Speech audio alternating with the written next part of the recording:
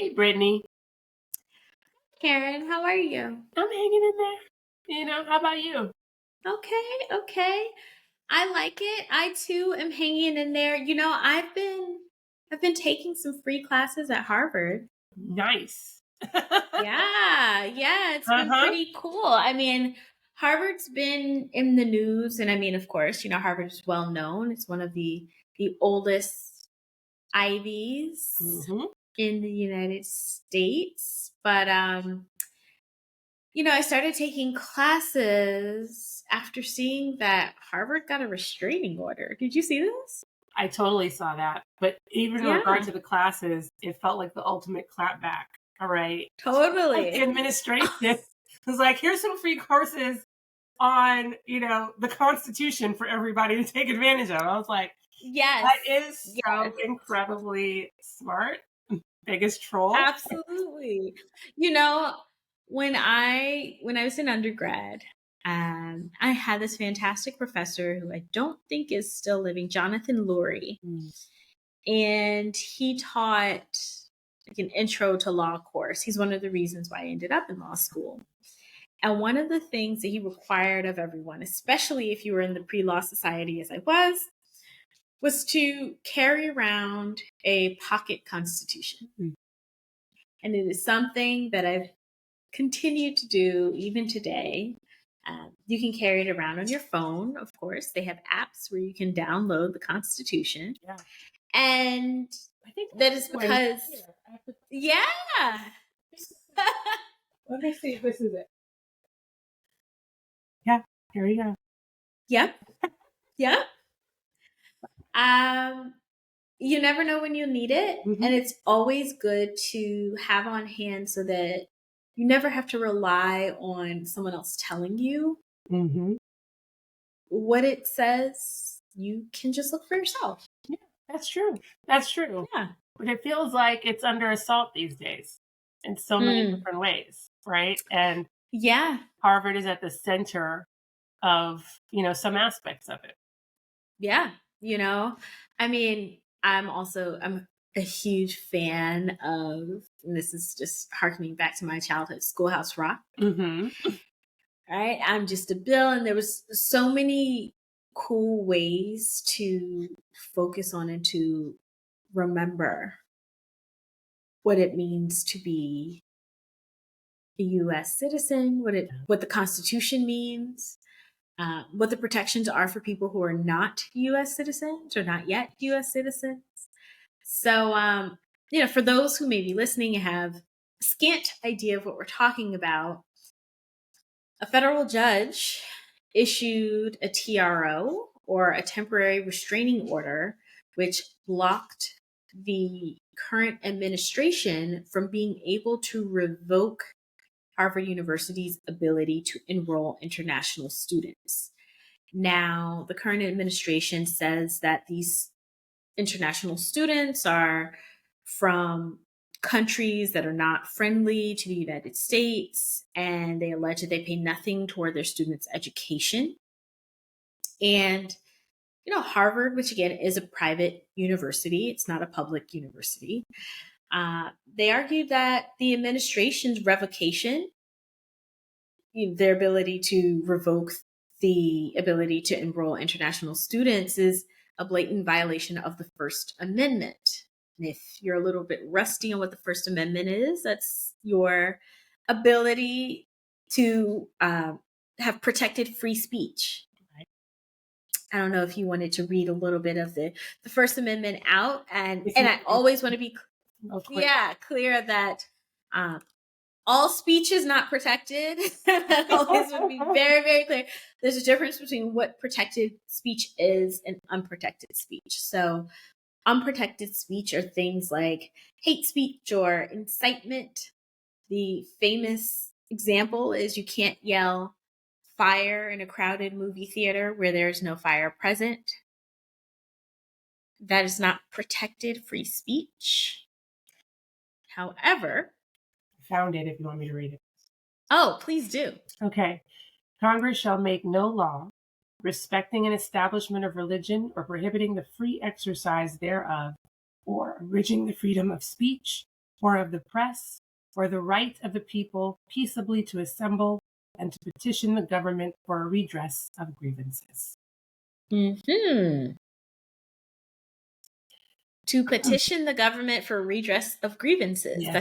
That's a huge one, right? So, you know, I think we're in a time where a lot of people feel strongly about a lot of different things. And I guess the founding fathers did not want to create a space. They were at the time rebelling against a monarchy and didn't want to be punished for expressing ideas that may have been counter to the monarch or any sort of monarchical Mm-hmm. legislation or anything coming out of that. And so, again, this is the first amendment to the Constitution, right? Because it wanted to be very, very clear about the type of country they intended to create.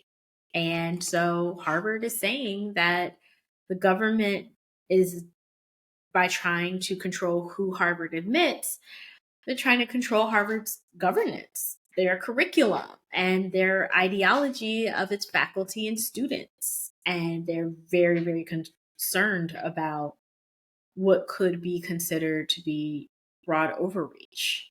So, I guess the big what do you think? question is why? Mm. Right?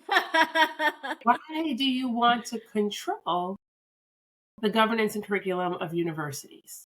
Right? What is the end game in doing that? Right? And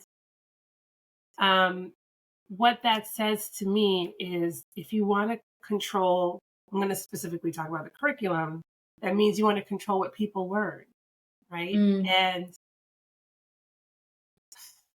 I guess, especially in dictatorships, it is best for people to not truly understand their rights, to be uneducated to a certain degree in Mm. order to be, manipulated or guided in a certain direction. And when you attack, one of the most prestigious universities that churn out really intelligent or perceived to be intelligent, a lot of schools churn out really intelligent people, but Harvard is a symbol of that level of intellect, right? When you do that, what are you saying? Right? Yeah. Yeah. And on top of the control of what people are learning, this this attempt to unenroll foreign students, what is that saying? Do we not want that global perspective? Do we not want to teach foreign students on the highest level? What I'm trying to figure out what the end game is, and the only thing that I can come up with is to facilitate a dictatorship. So I thought about it. I tried to engage in the same exercise as you. Mhm. And I said, okay, I can see if someone were a nationalist, which many in this administration seem to be, America first, I could see an argument to say, hey, currently about 27% of their student body are international students.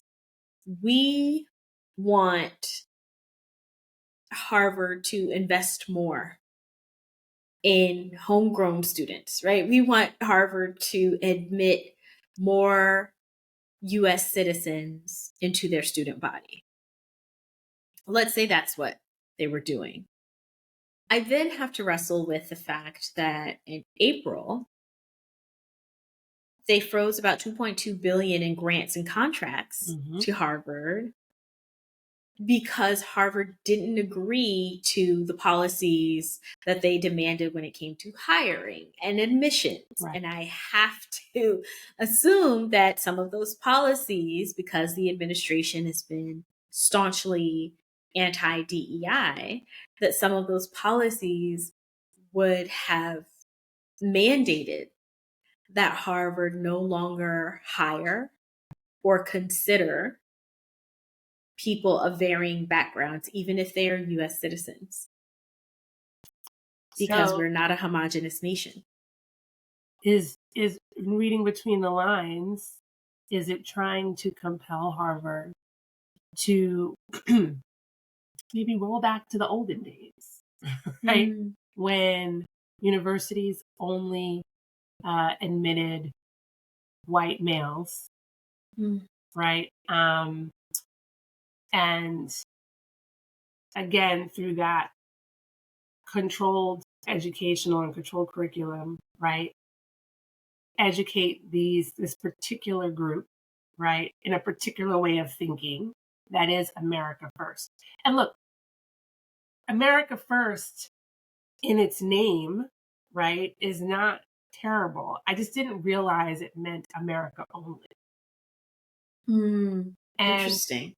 that is very counterintuitive to me because America has always been this melting pot. It is a country of immigrants, right? Native Americans are the only natives to this land. Right. Okay. Right. Right. And Right. so it just feels wrong, right? When we say, hey, we're a country of immigrants, but now we're no longer that. Like we don't welcome anybody else in this country, or we have to limit who comes in this country based on a set amount of criteria. And also this propaganda that is basically saying that the white race is being discriminated against, right? Because of racist policies. So this reverse racism Mm, mentality, you know. And let me just say, in some ways, I understand, mhm, um, but it ignores a lot of history, mm. practically all history, about why we're here in the first place and who created these racist ideologies, right? Right. And so I understand that this particular group could feel some sort of backlash, particularly in the past few years, that they're not being represented or treated fairly, despite the fact that for hundreds and hundreds of years they were raised up and treated as the top dog when other groups were underrepresented. And it's really about this mentality that only one group can have part of the pie, right? And that's Yeah. where the flaws lie in all of this. But regardless of how either group feels, right,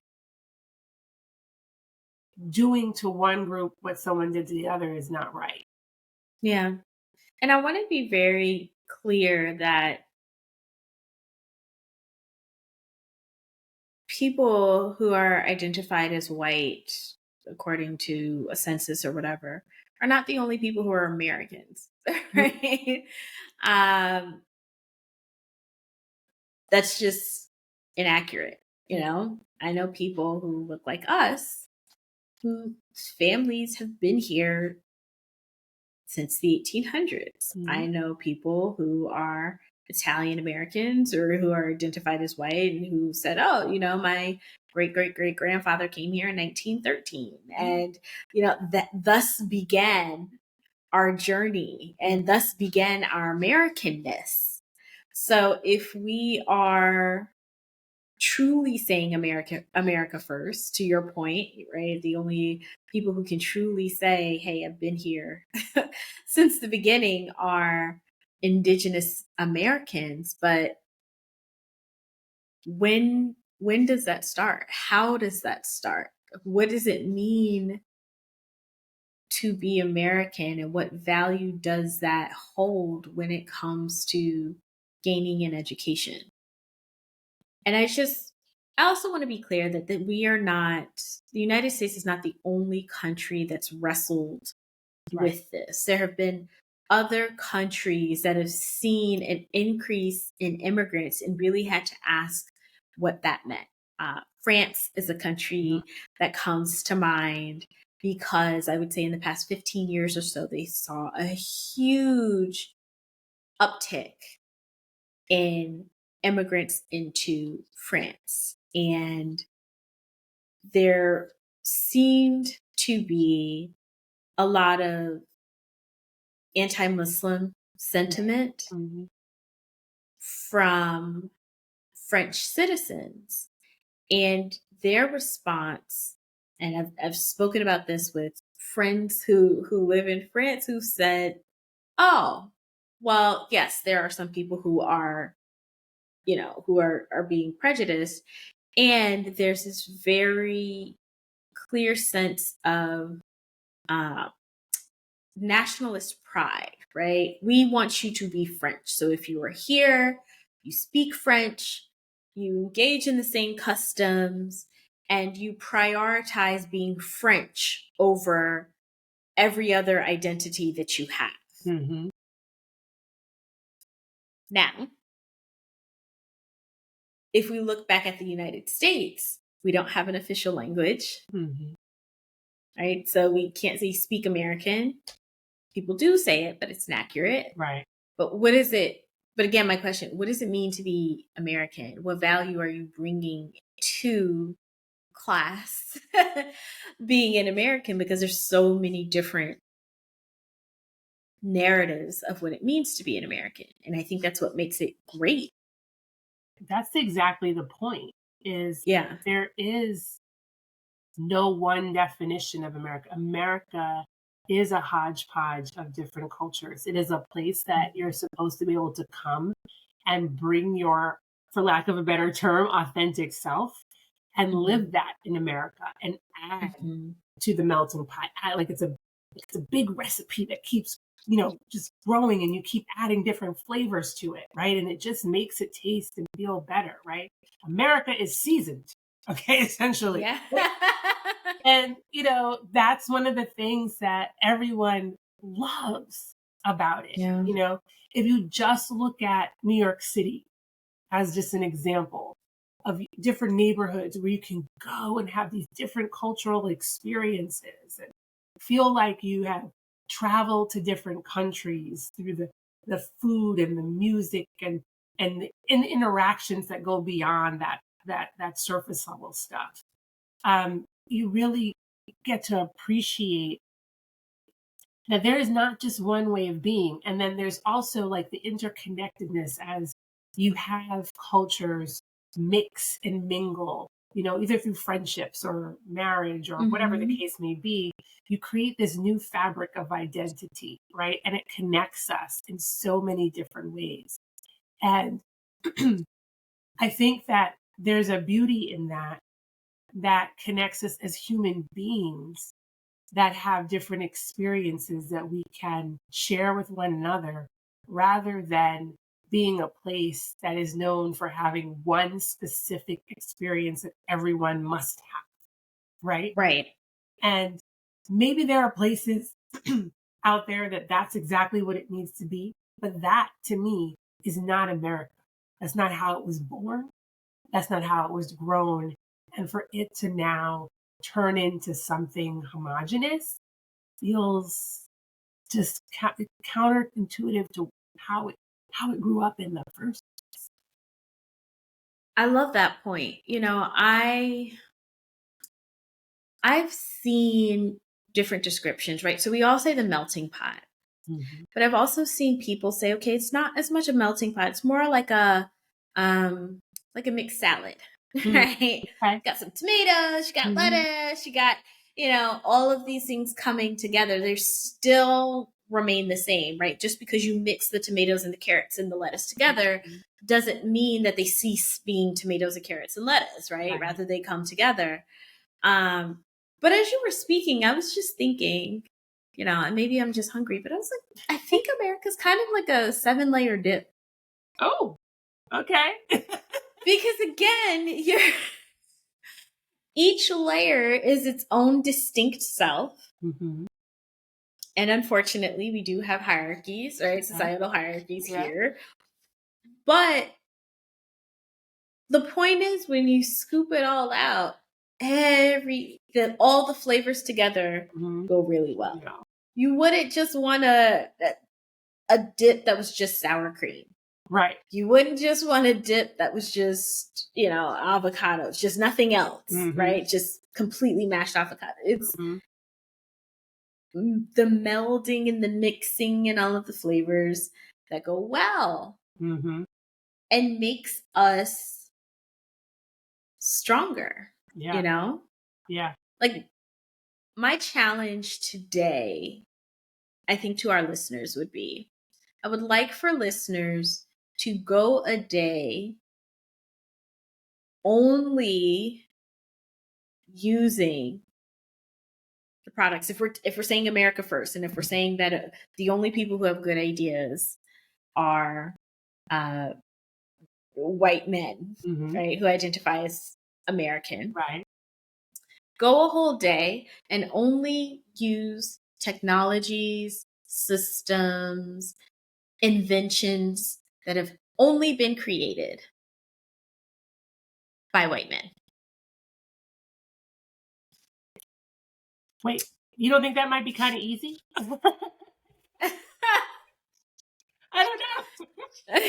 Find out what it was, but in my head, I'm like, well, I'm looking around right now, like my computer, my headphones. Maybe that might be kind of. But okay, let's go with your computer and your headphones. Are your headphones wireless? Yes. Bluetooth. Oh, yes, that's right. Okay. That's right. Not happening. GPS. Not happening. You're not leaving the house. That's true. You couldn't even drive because you would have to deal with stoplights, which were invented. Okay. Yeah. Indoor plumbing. Yeah. We might need to draw people a roadmap. Yeah. You're not doing laundry. Okay. Washers and dryers. True. All right. Challenge accepted. Challenge accepted. Let's see what kind of day you have.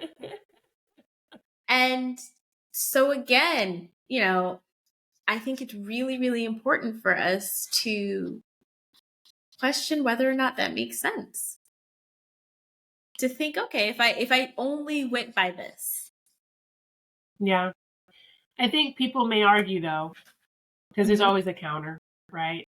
That, yeah, going forward, we can absolutely do that, right? And it's also scary that that is the goal, right? Because the goal seems to be, as we've looked at over the past couple of years, to cut off or limit funding to underrepresented groups, right? And things of that nature. There's a nap with the anti-DEI sentiment, right? Although it's they claim it's not merit-based, but there's a specific movement that with an undertone to make sure that certain groups don't reach positions of power and influence, right? So there seems to be this overarching desire, again, to uplift once again, right, certain groups to the detriment of other groups. And so the question is, does America first mean America only? And does America only mean only certain groups? Yeah.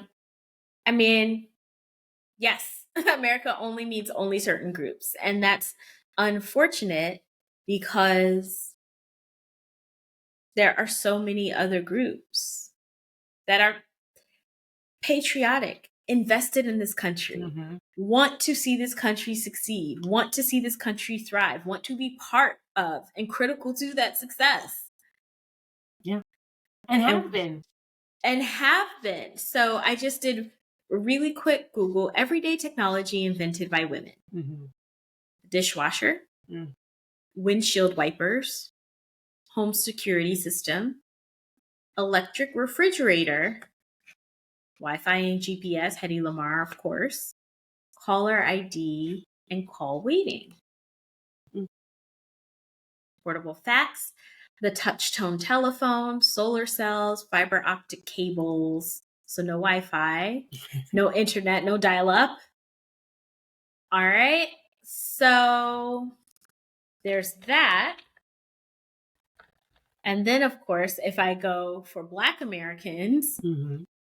automatic elevator doors, folding ironing board, the traffic signal, the gas mask, the portable electric hair straightener, uh, automatic gear shifts so you couldn't drive. Mm-hmm. All right, technology for telephones and faxes, coffee filters. Tons and tons of inventions that we use every day and that we just go, okay, nameless, faceless people. Yeah.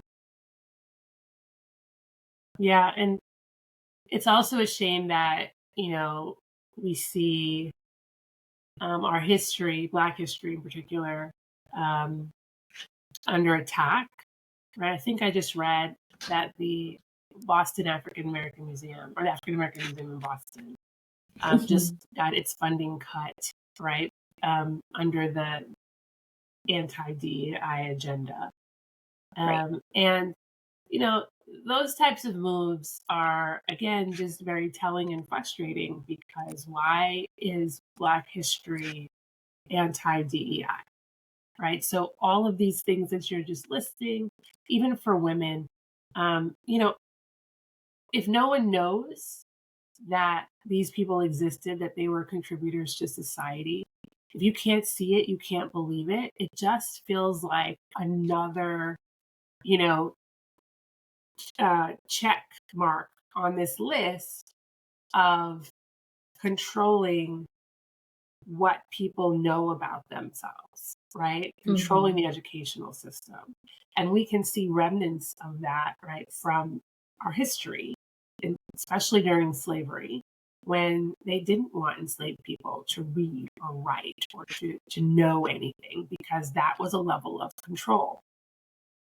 Even when you see these cuts to, Medicaid, right, and Social Security, right, these are all things that create unsure footing for particularly vulnerable people. And when you combine that and you combine a lack of education, right, you really create this community of people that are very susceptible to propaganda, and that can't go or learn how to access the better information for themselves. Right. And it just feels very intentional. And again, I go back to this broader question: what is the end game? What is the big why? What are we not seeing that is happening, even behind the scenes, that is not reported on, right? Because what's reported on is the shiny objects. Yes. While a whole lot of other stuff is going on in the dark background. So we have to be wary. Um, we have to, in many ways, uphold our educational institutions. They have problems, Yep. right? Harvard's under attack for a lot of different reasons, right? But it is still a beacon. These colleges and universities are still a beacon of education that help us grow and develop our critical thinking and creative thinking skills that are so important for us to advance in human society and, help us grow as individuals as well in our families. So education is still something that we need to reach for, however we achieve it. And so, yes, we need to uphold these banners. They need to be fixed and corrected. They're not without flaws, but if they're not there at all, if they are being controlled by the government, if certain individuals are banned, I mean, if foreign students are banned, and that ban upholds, then we go on to the next tier, right? Yeah. And who does that affect? Right. And mutual investment for diplomacy's sake, right? To know that we can establish a shared brain trust. Yeah. And that exposure to one another's worlds and cultures. Maybe I'm just being optimistic, but creates friendship, creates a space where, we can be connected. Mm-hmm. Absolutely. Absolutely. We only grow by learning from one another. Like you just can't talk to the same people and do the same thing all the time. I Right? mean, you can. I think that's the goal, right? Is Mhm. talk to the same people, do the same thing, rinse and repeat. But How is that innovative? mm. Like, I mean, America has been this culture of advancement and innovation for the longest period of time. It's led industries, right?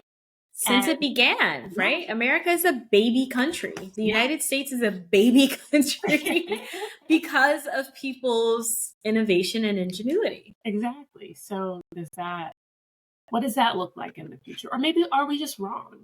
Maybe if we become so incredibly insular, we grow. I don't know. Hmm. Right? I don't see that, but maybe that's my limited thinking. Right? I don't have access to all the information. All I know is when I interact with different people and cultures, it makes me better. Yes. And when I Yes. see that in organizations that Yep. embrace the diversity of their people and all that they bring to the table, it makes them better. Yep. So why wouldn't it make the country Excellent question. better? Yeah, these big questions. So Harvard, keep fighting back. Put Yes. that Harvard Law School, all right, to good use and show everybody why they still need to fight to come there. Exactly. And pay tons and tons and Exorbitant tons. amounts of money. We know that you need the foreign students to come, right? For not only, let's keep it real, not only for that diverse perspective, but foreign students tend to pay full tuition as well, right? Americans Yes. can't afford Yes. They are for the not, most part. federal aid is not available to them. So, Exactly. Um, and so, there's an economic driver there as well. But we need the schools to come together and fight back. I mean, at the end of the day, one person, one organization, one university can't do all the stuff alone. So they it's need to true. form coalitions because if Harvard loses, guess who they're coming after next? Yep. Think the long game. So we'll see. We'll keep watching. As will I. As will Mina. Yes, Mina. Hi, Mina. Right? We'll keep an eye on it. We will. All right. Well, until next time. Yeah. See you, Brittany.